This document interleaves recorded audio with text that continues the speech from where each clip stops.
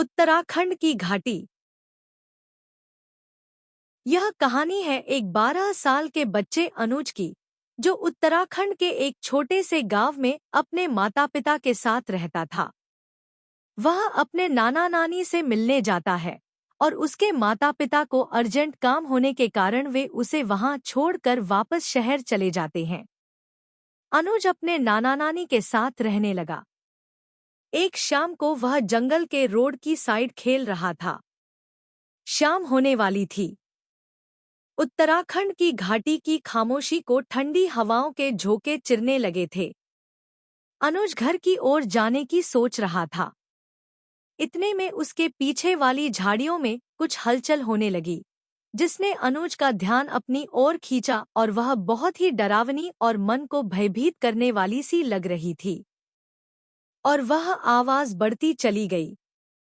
फिर उसे झाड़ियों की ओर से एक सफेद कपड़े पहने हुई औरत उसकी ओर आती हुई दिखाई देती है, जिसकी कोई चेहरा नहीं था।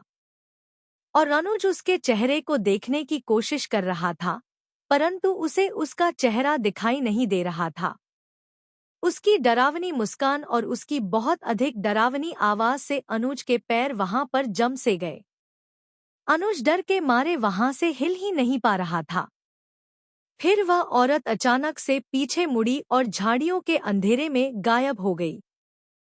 अनुज डर के मारे वहां पर खड़ा कांप रहा था। थोड़ी देर में वह होश में आया और घर की ओर भागने लगा। कुछ देर तक अनुज को अपनी आंखों पर और जो देखी घटना पर यकीन नहीं हो रहा था और उसकी हालत खराब थी। रास्ते में चलते हुए वह यह सोच रहा था कि जो उसने देखी वह कैसे इसे बयां करेगा। फिर अनुज घर पहुंच गया और वह उसके साथ हुई घटना को अपने नाना नानी को बहुत अच्छी तरह से सुनाने लगा।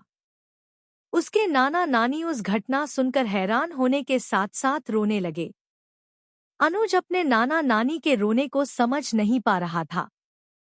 कुछ देर बाद अनुज की नानी ने अनुज को खाना खिलाया और उसके नाना बिना कुछ बताए घर से बाहर चले गए। उनके रोने और नाना के बाहर जाने के बारे में अनुज को कुछ नहीं बताया, हालांकि अनुज ने अपनी नानी से बार बार पूछा था।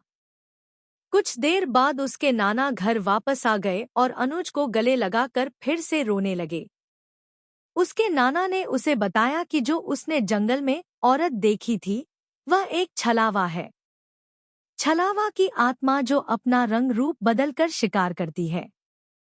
वह आत्मा ने गांव के बहुत सारे लोगों को अपना शिकार बनाया है और इस बार उसने तुम्हें शिकार के रूप में चुना है।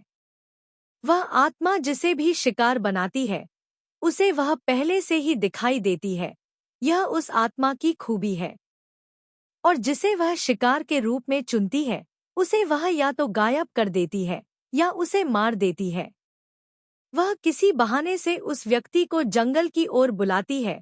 फिर उस व्यक्ति के साथ क्या होता है किसी को मालूम नहीं है और आज तक किसी को मालूम भी नहीं लगा है। जो व्यक्ति आज तक उस आत्मा के नजर में आया है वह बच नहीं पाया है और अनुज उसका अगला शिकार होने वाला है।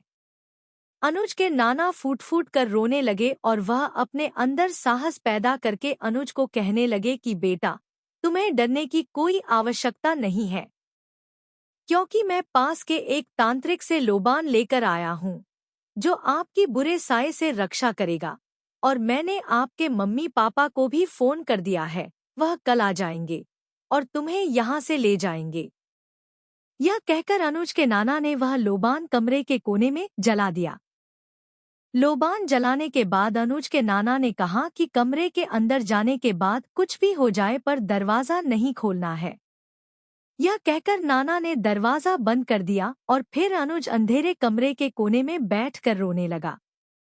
वह कमरे में बैठा हुआ सोच रहा था और उसे अपने नाना नानी के रिएक्शन को देखकर कुछ समझ नहीं आ रहा था और जो उस आत्मा का हुआ हादसा था वह उसके दिमाग से नहीं निकल पा रहा था। उसके कानों में वह खौफनाक आवाजें गूंज रही थी और उसे बहुत ही डर लग रहा था।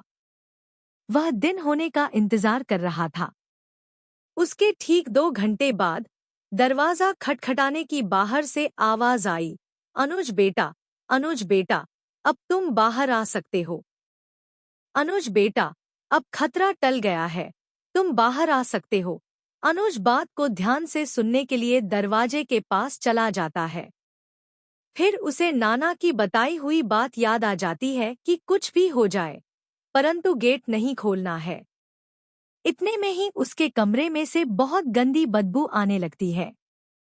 फिर उसने अचानक से पीछे मुड़कर देखा तो वह बदबू उसी लोबान से आ रही थी। अनुज बहुत घबरा जाता है और फिर वही गेट के बाहर से आवाज आती है और वह इसी डर से वहां पर बेहोश होकर गिर जाता है। अगले दिन अनुज के माता पिता उसे वहां से ले जाते हैं और अनुज के नाना नानी फिर चैन से रह पाते हैं। उन्हें ऐसा लगता है कि वे अनुज को मौत के मुंह से बचा लाए हैं। अनुज के साथ घटी उस घटना के बाद लगभग 1 साल बीत जाता है। अब अनुज उस सदमे से बाहर निकल चुका है, लेकिन वह फिर कभी अपने नाना नानी के पास नहीं जाता। हालांकि उसका अपने नाना नानी से गहरा लगाव है, परंतु उसके घरवाले मानते हैं कि वह अभी तक पूरी तरह से ठीक नहीं है। इसलिए अनुज के पिता गांव जाकर वह लोबान लाते हैं जिसे उसके नाना अपने घर पर जलाया करते थे। अनुज के पिता इसे अपने घर में प्रतिदिन सुबह जलाते हैं। फिर एक दिन अचानक अनुज की नानी का फोन आया और उसे बताया गया कि उसके नाना की तबीयत खराब है। उसने तुरंत अपने माता पिता के साथ उनके पास जाने का निर्णय लिया, लेकिन जब वह वहां पहुंचा तो वह साया अभी भी उसके ऊपर छाया हुआ था। एक दिन किसी बहाने से अनुज जंगल की ओर चला गया और वहीं उस आत्मा ने उसे मार डाला। Please like, share and subscribe.